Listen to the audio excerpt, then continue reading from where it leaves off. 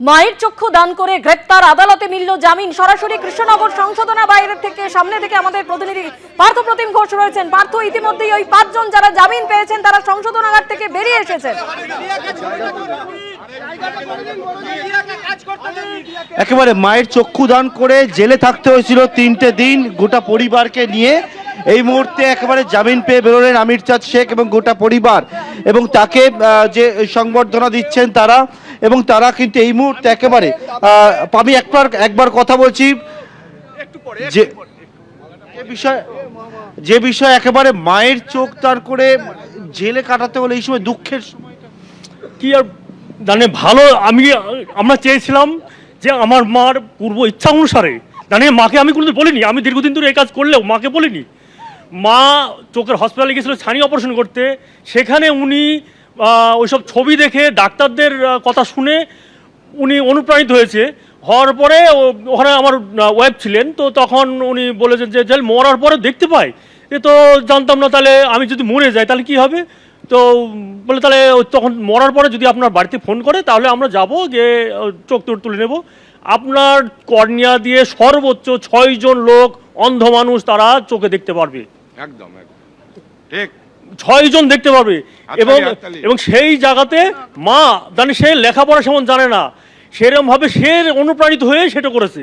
এইবার আমি যেহেতু দীর্ঘদিন ধরে এই কাজ করি, এইবার সেই জায়গাতে আমাকে বাড়িতে এসে যখন বলে, তখন আমি জানে কি বলবো, আমার গর্বে বুক ফিরে যাচ্ছে যে আমার মা অনুপ্রাণিত হলো, অথচ এইখানে অনেক অনেক তথাকথিত শিক্ষিত তারা এখন বোঝে না। মিথ্যা অভিযোগ, তাকে কেন্দ্র করে একেবারে মৃত রাবেয়া বিবির পরিবার আমির চাঁদ শেখ সহ 5 জনকে 3 দিন জেল হেফাজতে থাকতে হলো। আজ কৃষ্ণনগর আদালত তার জামিন মঞ্জুর করেন। আইনজীবীর তরফে কি বলা হয়েছে? পরিবারের 5 জন যারা অ্যারেস্ট হয়েছিলেন 5 জনকে কোর্ট বেল দিয়েছে। ডিফ্যাক্টো কমপ্লেন্টও অ্যাপিয়ার করেছিলেন, তারাও নো অবজেকশন দিয়েছে যে তাদের বেল হলে কোনো আপত্তি নেই। পুলিশও সিডি পাঠিয়েছিলেন, সিডি দেখে সরকারি উকিলবাবু শুনে এবং ডিফ্যাক্টো কমপ্লেন্ট উকিলবাবু আমার শুনে কোর্ট আজকে 5 জন আসামিকেই 2000 টাকা টু সিওরিটি রেজিস্টার সিওরিটিতে জামিন দিয়েছে। পোস্টমর্টমের রিপোর্ট এত তাড়াতাড়ি আসে না, পোস্টমর্টমের রিপোর্ট আসতে সময় লাগবে। পোস্টমর্টমের ব্যাপারে ম্যাডাম জিজ্ঞেস করেছিলেন, কিন্তু পোস্টমর্টমের রিপোর্ট এখনো আসেনি। আর এবার আপনাদের সামনে রাখবো মৃত রাবেয়া বিবির পরিবার ঠিক কি বলেছিলেন, শুনুন। 5-7 জন লোকজন, তারা কার এক কথা হচ্ছে কিচ্ছু না, ভালো কাজ করেছে একটা। এটা হচ্ছে হিংসা প্রতিপরায়ণের কথা বলা হয়। মামা হচ্ছে গিয়ে সমাজসেবী, ভালো কাজ করে, এবং তার মায়ের মানে মৃত্যুর পরে তার মায়ের চোখ দুটো যাতে আরো কিছু মানুষ উপকৃত হয় সেই কারণে তার কর্নিয়া দুটো দান করা হয়েছে।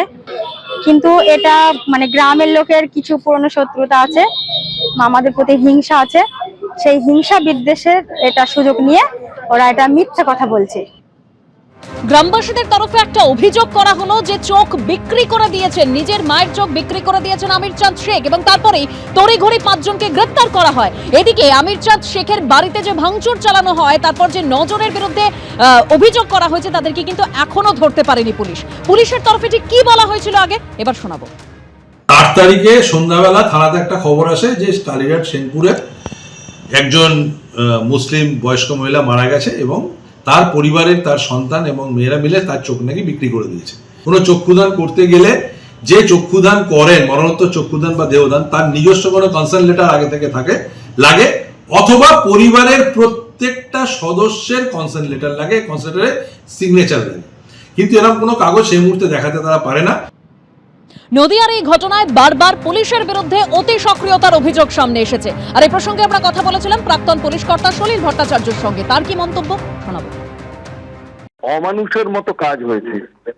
পুলিশ প্রশাসন যখন আইনের শাসন প্রতিষ্ঠা করতে পারে না, তখন শর্টকাট মেথডে যায়। ওখানে কমিশন হচ্ছিল, যদি কমিশন হয়েই থাকে তাদের এগেনস্টে কেন আইনগত ব্যবস্থা নেওয়া হলো না? তাহলে তো ওখানে লাঠি চার্জ করে কয়েকজন লোককে অ্যারেস্ট করলেই হয়ে যেত। শর্টকাট মেথড হচ্ছে এইটা, তার থেকে যাদের বিরুদ্ধে অভিযোগ তাদের অ্যারেস্ট করে মায়ের কর্নিয়া চুরির অভিযোগ দিয়ে একটা এফআইআর করলো।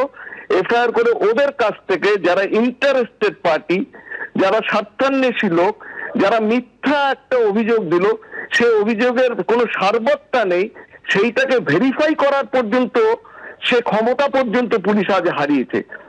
This state administration has gone to the hell, জাহান্নামে গেছে। কৃষ্ণনগরের এই ঘটনায় পুলিশের বিরুদ্ধে এই যে অতি সক্রিয়তার অভিযোগ, তা নিয়ে বিরোধীদের কি বক্তব্য আপনাদের সামনে রাখবো, পাল্টা শাসক দলের কি বক্তব্য শুনুন। খুব ভালো খবর, এই রাজ্যে মানে সেবা কার্য করলেও সামাজিক কাজ করলেও হয়, আর যখন বেদবনা শিব মন্দির ভেঙে তছনছ করে তখন ব্যবস্থা নেওয়া হয় না। এইটা হচ্ছে এই রাজ্য। আর বেলডাঙ্গার দাঙ্গাবাজদের আটকানোর জন্য সুপ্রিম কোর্টে যায় এই রাজ্য সরকার, এসএলপি করে। মানুষ নিজের চোখ বা নিজের অর্গান ডোনেট করতে ভয় পাবে, মানুষ দেহদান করতে ভয় পাবে, অর্গান ডোনেট করতে ভয় পাবে। নিজের চোখ ডোনেট করতে, নিজের কোনো অর্গান ডোনেট করতে বা নিজের মৃত্যু বর্ণাত্ম দেহদান করতে মানুষ ভয় পাবে, কারণ মানুষের মনে যে আমার শেষ ইচ্ছা পূরণ করতে গিয়ে আমি চলে যাব, আমার মৃত্যুর পরে আমার সন্তানকে অর্গানিতে করতে হবে। তাই এত বড় একটা স্যাক্রিফাইস, মানুষ যখন পৃথিবী থেকে চলে যাচ্ছেন, উনি যে পৃথিবীতে থাকবেন না, সেই পৃথিবীতে উনি একজন মানুষের জন্য উপকার করে যেতে চাইছেন।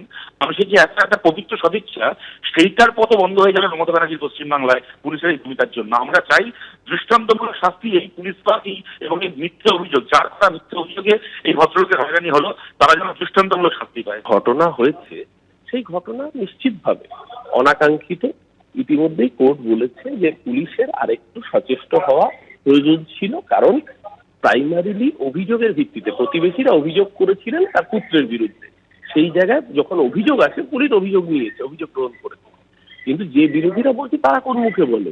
ক্ষেত্রে যে ঘটনা ঘটেছে চক্ষুদানের মতো ঘটনা, সেই ঘটনা নিশ্চিতভাবে আরো মানুষের এন্ডোর্স করা উচিত, যাতে এই ধরনের চক্ষুদানের মতো প্রক্রিয়া ঘটনা বাড়ে, অঙ্গদানের মতো ঘটনা বাড়ে, যাতে মানুষ আরো বেশি উৎসাহিত হয়, যাতে আগামী দিনের ছাত্রছাত্রীরা তাদের পড়াশোনার ক্ষেত্রে আরো বেশি সুবিধা হয়। সেই ঘটনা এন্ডোর্স করা উচিত। এক্ষেত্রে যেটা হয়েছে, পুলিশকে কোর্ট বলেছে আরো বেশি তৎপর হয়ে আরো অনুসন্ধান করে তারপর গ্রেপ্তারের দিকে এগোনো উচিত ছিল। নিশ্চিতভাবে কোর্টের ঊর্ধ্বে কেউ নয়। ব্যারাকপুর এলেই আপনি দেখতে পাবেন যে এখানকার মানুষজনের মধ্যে না বিরিয়ানি ব্যাপারটা নিয়ে কোনো জেনারেশন গ্যাপ নেই, জাস্ট নেই। কিন্তু যেহেতু নির্বাচন এগিয়ে আসছে, তাই মানুষজনের থেকে একটু আধটু জেনে তো নিতেই হবে যে তারা সামগ্রিক সামাজিক চিত্র নিয়ে ঠিক কি ভাবছেন। আর হ্যাঁ, অবশ্যই জানতে হবে যে জেনজি বলছে কি।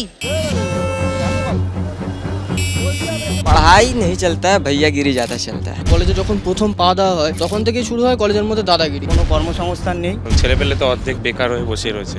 এখন এইসব জায়গায় এখন যত চুরি ছেঁচড়ামি, টাকা তোলাবাজি, যে কোনো কাজ করতে গেলে অনেস্টিভাবে তো কোনো কাজই করা যায় না। মডারেট যেমন চলে তেমনই চলছে, শান্তি শৃঙ্খলা নেই বললেই চলে। ব্যারাকপুরে আছে, কাজের সংস্থান আছে। আপনাকে কোনো নেতা ছত্রছায়া থাকতেই হবে, এছাড়া তো কোনো উপায় দেখছি না। কাজবাজ আমাদের পশ্চিমবঙ্গে খুব একটা নেই। যথেষ্ট এখানে কাজের ভালো সুবিধা আছে। ব্যারাকপুর এখন সব দিক দিয়েই পিছিয়ে রয়েছে। আমাদের ব্যারাকপুর আগের থেকে যথেষ্ট আপডেট হয়ে গেছে। কাজের সময় পাওয়া যায় না, বিধায়ককে পাওয়া যায় পিকনিক, সিনেমাই দেখেছি, আর কোথাও দেখিনি। হ্যাঁ, আমি জানি এখানে চাকরি পাবো, আমার কেরিয়ার সেট আশা করি হয়ে যাবে। এভাবেই আমরা ফিরে আসবো অন্য কোনো বিধানসভা কেন্দ্রে, কথা বলবো জেনজিদের সঙ্গে। আপনারা দেখতে থাকুন জেনজি বলছে কি।